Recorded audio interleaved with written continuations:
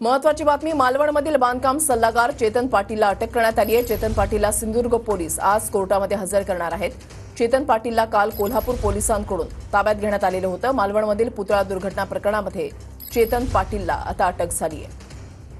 मनोज लेले आमचे प्रतिनिधी अधिक माहिती देतील। मनोज।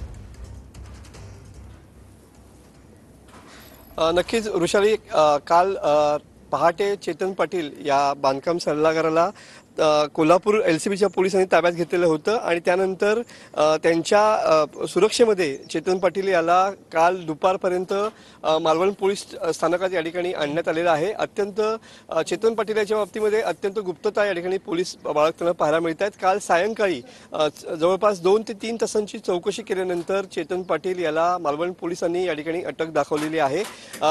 दरम्यान मालवण पोलीस आणि नौदल यांच्या नौदलाचे अधिकारी यांच्या सोबत चेतन पाटील याची सुद्धा चौकशी झाल्याचं या ठिकाणी सांगण्यात येत आहे, सूत्रांकडून सांगण्यात येत आहे। आणि जवळपास 11च्या नंतर या ठिकाणी चेतन पाटील याला या पोलीस स्टेशनच्या बाजूला लागून असलेल्या दिवाणी न्यायालयात। नक्कीच धन्यवाद मनोज दिलेल्या सविस्तर माहितीसाठी।